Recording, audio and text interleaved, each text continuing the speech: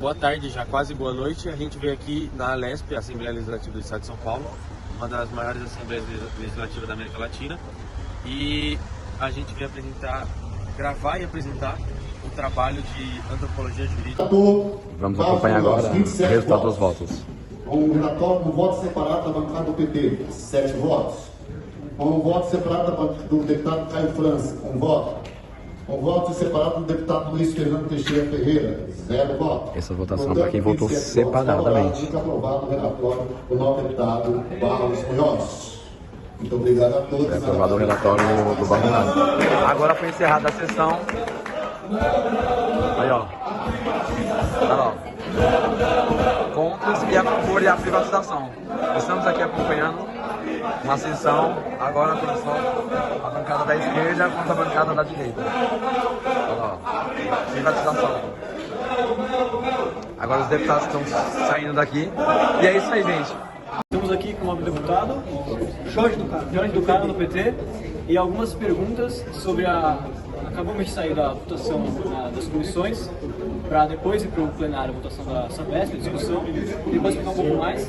Mas primeiro algumas perguntas sobre, em geral, né? Como é representar a população, principalmente o seu eleitorado aqui na Câmara? Para mim é um orgulho aqui poder representar a sociedade paulista, sobretudo e principalmente aqueles que mais precisam, a população mais vulnerável, a população que precisa do Estado. Então, estar deputado aqui, para mim é um orgulho poder aqui ser a voz deles, que muitos não podem falar, me elegeram para ser a voz deles. Qual a sua motivação para prestar serviço para a população? Quando você se presta a ser candidato a alguma coisa, especialmente em um cargo público, você tem que ter inspiração e acreditar na vida pública e na representação. Por isso, eu me candidatei, estou no segundo mandato aqui, tenho o orgulho de estar aqui representando a população, faço tudo o que está ao meu alcance para defender a população paulista. Como é a rotina de um deputado estadual? Corrido, muito corrido. A rotina do deputado é corrido. O deputado que trabalha. Aquele deputado que enrola, o deputado que vem aqui só para cumprir o papel de assinar e depois ir embora, esse eu faço. Ou aquele que vive na rede social. Eu trabalho todos os dias, acordo cedo, durmo tarde, trabalho fim de semana, no feriado. Então, quando não estou aqui no parlamento, estou nas comunidades, estou nas cidades, sempre dependendo da população. Então, é muito corrido o papel do deputado, desde que ele tenha compromisso com a população política. Certo. Dificuldades no cargo? Você tem, né? Ninguém nasceu deputado. Eu sou advogado, estou deputado. Então, dificuldade tem, mas você vai aprendendo. Ler o regimento, participar, aprender com os demais deputados, colocar sua experiência. Então, dificuldades tem, mas você aprende no dia a dia. Ninguém nasceu deputado, ninguém nasceu advogado, ninguém nasceu professor. Você fica, você se forma, e cada dia você se prepara. Última pergunta aqui, como é lidar com as pautas polêmicas?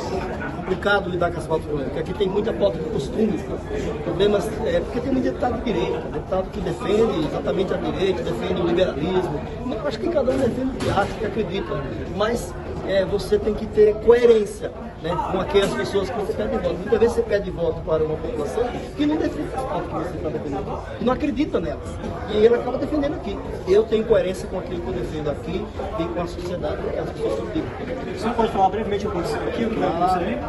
Qual que é a importância da privatização, se é importante, se não é, e qual é os males dessa privatização? A entrega do patrimônio do povo paulista é uma catástrofe. Eu espero que os deputados não tenham coragem de fazer isso aqui. Hoje eles aprovaram aqui, no Congresso das Comissões, eu sou membro da Comissão de Constituição, Justiça e Redação, eles aprovaram aqui para o projeto seguir para o plenário, a privatização da Sabesp. Acho um desastre.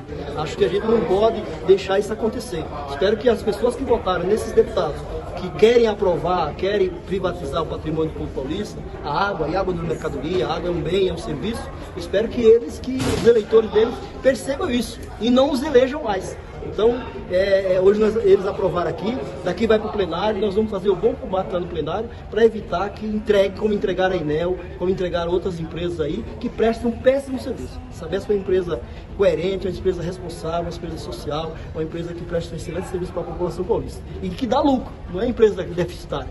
É uma empresa que tem o seu capital ainda aqui, uma parte no mercado externo, né, mas ela é uma empresa que dá lucro. Então, precisa melhorar cada vez mais o serviço da Sabesp. Não é entregando ela para o patrimônio privado que vai melhorar. Certamente vai piorar, como tem piorado as privatizações no Brasil. Vou ler uma por uma, né? Pode começar a gravar? Pode. Estamos aqui com o deputado Marcos Damasio, deputado estadual do PL, Vamos fazer as mesmas perguntas que fizemos para o deputado Jorge. Primeiramente, como é representar a população e principalmente o seu eleitorado aqui na Câmara? Bom, é uma responsabilidade muito grande, né? A nossa população, ela tem muitas carências, né? Nós recebemos aqui muitas demandas de várias áreas, de vários setores que são essenciais na vida, na rotina, no cotidiano de cada um de nós, né? Então, você ser eleito deputado estadual, como no meu caso, né? Um parlamentar num estado tão importante como é o estado de São Paulo, que tem uma população muito grande, uma população muito expressiva, é uma responsabilidade em primeiro lugar, né? Porque a gente é cobrado permanentemente, você que está na vida pública, né? Você é muito exposto, mas de certa maneira é uma vocação que a gente tem. Eu que venho de uma família política, o meu pai também foi vereador muitos anos na cidade de Mogi das Cruzes, então eu herdei essa vocação. Então, para mim, acaba sendo, eu encaro até como uma responsabilidade, mas ao mesmo tempo um privilégio poder representar e defender aqui os interesses do povo paulista. Certo. Então, a sua motivação, especificamente, um pouco mais, algo mais? Não, é o que eu digo, eu comecei muito novo na política, né? Com 23 anos de idade eu já era vereador na cidade de Mogi das Cruzes. Fruto, como eu disse, né, de vir de uma família política. Meu pai também foi vereador muitos anos. Então, talvez, né, até por influência, né, do pai, a gente acabou encontrando essa motivação. E eu sempre fui muito incentivado por amigos. Eu sou formado em Direito, né? Eu terminei a faculdade de Direito e logo em seguida surgiu a possibilidade de eu ser candidato. E os meus amigos, as pessoas mais próximas, a própria família, sempre me incentivou muito, né? Eu mesmo não tinha nem intenção de ingressar na vida político-partidária. Mas eu reputo que por influência, né, de uma carreira que meu pai construiu, isso me motivou e o incentivo dos amigos. Então a política para mim ela faz parte da minha vida, porque desde quando eu me entendo por gente, eu sempre tive através da minha família e através da minha atuação, que teve início, né, efetivamente na vereança no ano de 1988. Então para mim a política ela faz parte da minha vida. Eu sempre me vi envolvido na política e a minha motivação vem dessa experiência acumulada e adquirida ao longo de tantos anos, né? Certo. A rotina? A nossa rotina, quando eu era vereador, lógico, né? Você tem o seu atendimento no seu gabinete na Câmara Municipal, era uma coisa mais local. Eu tinha um bairro, por exemplo, que era a minha base eleitoral, inclusive continua sendo, sempre foi o maior colégio eleitoral lá da cidade. Então, lógico que como vereador, eu tinha um ritmo que era lutar pelo bairro. Às vezes era uma rua que precisava ser pavimentada, era uma rua que precisava ser iluminada, era a construção de uma creche, de uma escola, era uma necessidade ali que o bairro tinha e a gente tinha esse vínculo, né, de ser um representante do bairro. Então, como vereador, lógico que você analisa os projetos que o prefeito envia para a Câmara Municipal, mas o foco era muito a sua base eleitoral. Então era um ritmo totalmente diferente do que eu tenho hoje. Hoje o meu compromisso é com todos os 645 municípios que compõem o estado de São Paulo. As demandas são muito diferentes, né, da época que eu era vereador. Então são realidades diferentes, mas que a gente aprendeu com cada uma delas, né? Eu aprendi muito ao longo dos 16 anos que eu fui vereador na minha cidade e agora no terceiro mandato já como deputado estadual a gente continua aprendendo e além disso eu também fui secretário de Desenvolvimento Econômico da cidade de Mogi das Cruzes por um período de 6 anos, onde eu tive um contato muito grande com a economia da cidade, com o mundo empresarial e também é uma realidade bem diferente de você ter esse contato com a população, né, do seu dia a dia no seu gabinete. Mas tudo vem somando e eu sou uma pessoa assim muito feliz naquilo que eu faço. Acho que tenho essa vocação, tenho tido paciência para saber ouvir as pessoas, porque para você trabalhar com o público, né, você tem que ter essa empatia, né, saber ouvir as pessoas, se colocar no lugar delas, entender as suas necessidades e procurar buscar as soluções, né? Então isso eu tenho feito, tenho sido bem sucedido na minha trajetória, então isso tudo me motiva a continuar enquanto Deus permitir e me der saúde, eu vou estar procurando fazer o melhor. Certo, encaminhando para as últimas aqui. As dificuldades do cargo, o senhor já falou um pouco. As dificuldades, elas existem, como todas as profissões, todas as atividades. Lógico que a política também tem aí as suas dificuldades. A gente nem sempre consegue, né, aquilo que a gente deseja, no tempo que a gente deseja. A gente às vezes tem as frustrações de você lutar por uma coisa, buscar um objetivo e não alcançá-lo. As demandas, como eu digo, né, são muitas. Eu recebo pedidos aí de várias cidades, de várias regiões do estado, a área da saúde, a área da educação, a área esportiva, cultural, a realização de obras de infraestrutura. Então são muitas as necessidades da população. Lógico que a gente tenta buscar soluções e vai cobrar, né, os secretários, vai cobrar as autoridades competentes, o próprio governador do estado, mas a gente tem as frustrações, tem as dificuldades, a burocracia que muitas vezes trabalha contra a gente, né? A gente tem barreiras para serem suplantadas, mas faz parte da nossa rotina, a gente também tem que encarar essas dificuldades como parte, né, da atividade que a gente exerce. Então, as necessidades são muitas, como eu disse, as barreiras existem, as dificuldades estão presentes no nosso dia a dia, mas nada disso nos desanima não. Eu acho que a gente tem que encarar como a nossa realidade do nosso dia a dia e buscar motivação para poder encontrar as soluções que o povo tanto deseja. Certo. Última pergunta, como é lidar com as pautas polêmicas, agora em específico a privatização da Sabesp?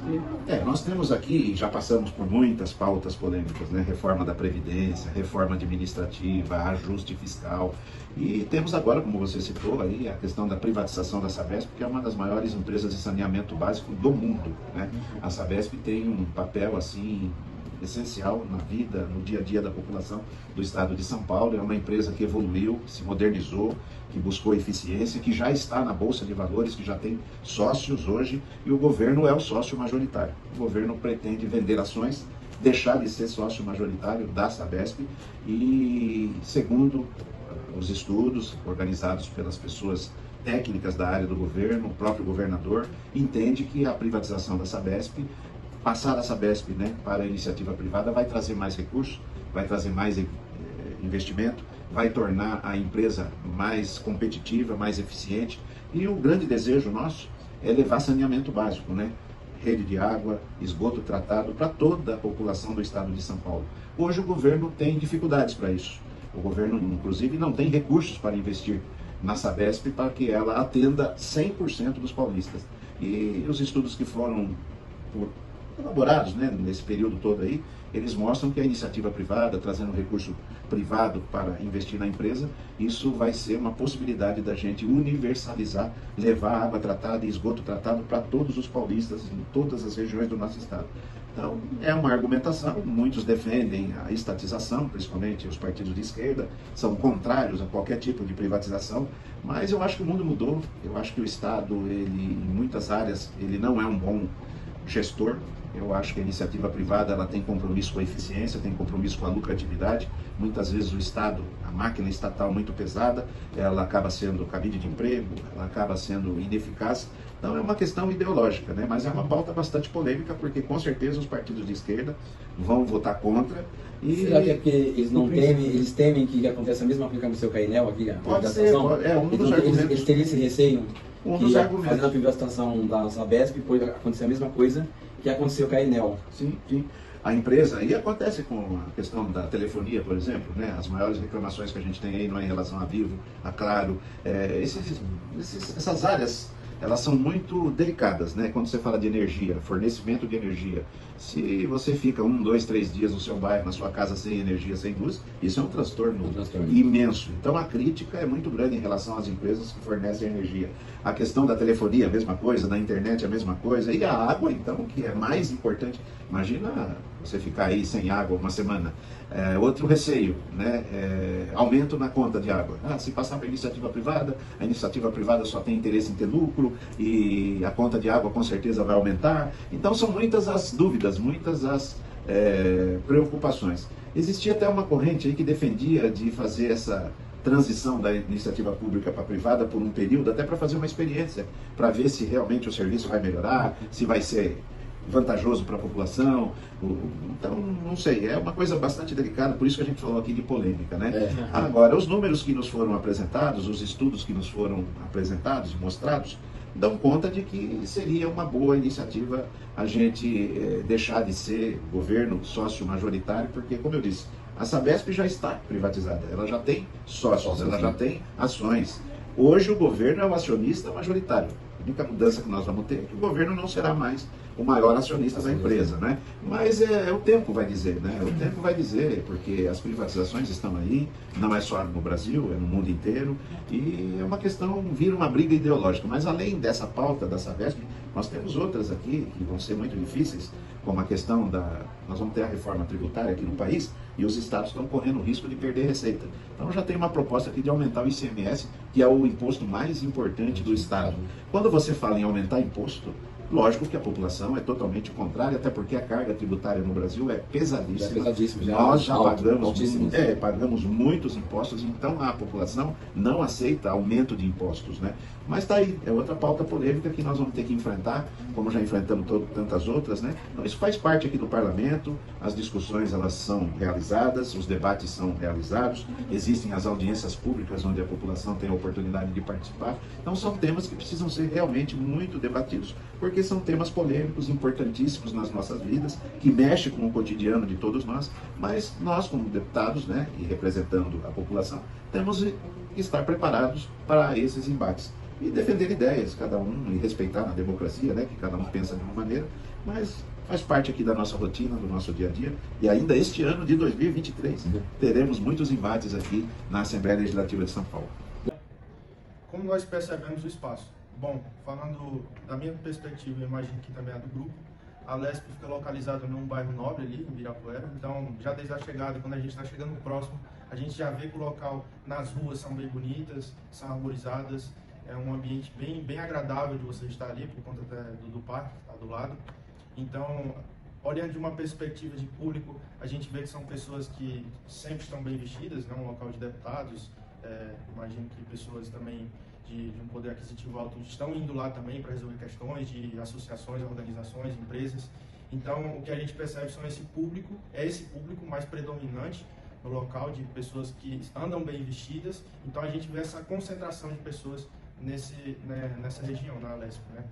E as pessoas mais simples, né, vamos dizer assim, de questões financeiras, são as que trabalham lá dentro. Então a gente vê essa discrepância, né, as pessoas que trabalham lá e entre as pessoas que visitam lá. E bem interessante o local, quando a gente entrou lá dentro, a gente vê as salas são abertas, as pessoas, se você pergunta, ela responde. Até aconteceu um caso de um senhor que estava lá receber a gente, responder as nossas dúvidas. A gente vê as salas abertas, então o pessoal trabalhando, a gente teve uma percepção de como é que funciona, do ambiente em si, das salas, uma nova visão não só para a vida, mas também para a área jurídica, que a gente estamos hoje na faculdade, então isso foi bom para o nosso crescimento estudantil. O espaço da Lesp, começando por fora, tinha muito jardim de flores, árvores, tudo muito bem cuidado, uma coisa muito robusta, diferente de São Paulo lá fora, é uma coisa muito bem cuidada de verdade. E quando nós fomos começar a entrar, a estrutura, com as paredes de mármore, cheio de quadros, tudo muito bem limpo, bem organizado e uma estrutura bem diferente do que nós vimos no dia a dia. Reparamos também nos quadros, que aclamavam bastante a democracia, tanto quanto os atos atuais, quanto atos mais antigos pela democracia. Dentro da Lesp, são vários andares, é um corredorzão assim que não tem nada, e é meio que como se fosse vários andares, lotados de salas, que são as salas dos deputados. Tudo sala organizada, como se fosse bem escritório mesmo, todo mundo muito organizado, e é isso. Bom, foi um sentimento de tranquilidade e felicidade. Primeiro porque era um lugar novo, então tipo, eu nunca tinha ido lá, então foi algo inovador pra mim. E segundo porque acolheram a gente muito bem. Então era um ambiente muito tranquilo, que eu pude ficar de boa e aproveitar toda a experiência lá na Lesp. O debate, ele não estava muito tenso, apesar de ter discordâncias ali. Existem grupos, e agora já falando da questão 6, grupos em disputa. Existem grupos que são, obviamente, mais da direita, uma direita ideológica, também existe uma esquerda ideológica. Esses dois costumam rejeitar pautas, ou aceitar pautas, como a privatização da Sabesp, mais automaticamente. E tem grupos mais ao centro, que representam populações mais específicas, têm uma quantidade de votos menos abrangente, e eles vão conforme o seu partido pede, ou conforme o seu eleitorado prefere. Os debates, então, não foram tão tensos, mas houve discordância e houve também diferentes direcionamentos para escolher, para definir a questão da Sabesp, no caso, definir como é que iria prosseguir o debate na sessão ordinária. Para nós, alunos do primeiro semestre de Direito, foi muito importante vivenciar o espaço da Lesp e ver as relações de poder da casa entre os deputados e também dentro dos gabinetes. Os deputados têm uma relação de hierarquia muito grande em relação à organização do fazer legislativo dentro e fora dos gabinetes. E também para nós experienciar essa ida à Lesp para fazer o trabalho de antropologia foi muito proveitosa para a vida profissional e jurídica. Boa noite, Graça. Hoje nós vamos acompanhar uma sessão de reunião conjunta da comissão para colocar a pauta da privatização da Sabesp. Então eu estive lá nessa sessão, né, nós estivemos lá acompanhando, e foi muito tenso. Os deputados começaram a entrar em atrito, a direita com a esquerda, o pessoal, a turma do PT, fizeram uma manifestação lá dentro, gritando, não querendo a privatização da Sabesp, né? E a direita dando risada da cara deles, né? Mas porque nós percebemos que muitos deputados da direita que votou a favor, eles não sabiam muito o que era, quais os benefícios ia trazer para a cidade, né, essa privatização. Então foi tenso, foi maravilhoso estar lá, acompanhando o dia a dia de lá, que tem briga, né? Não sabia que tinha essas brigas assim, mas foi da hora, foi legal, porque a gente ouviu os dois lados, e essa foi a nossa experiência lá dentro da Lesp, tá? Eu achei que lá na Lesp seria um lugar muito mais, que não seria tão, como posso falar, tão sério. Achei que seria muito mais sério, na verdade. Só que é um lugar bem descontraído, até pessoas que trabalham lá conversando com a gente, como o seu Ademir, de um dos gabinetes, conversou com a gente, perguntou onde a gente estudava. As sessões também, foi tranquilo. A gente andou por todas as salas de todos os vereadores, falamos com alguns, encontramos outros. Foi algo super legal, uma experiência super, como fala, que agrega muito para a carreira da gente futuramente. E foi algo fantástico no ponto de vista para agregar na carreira profissional futuramente.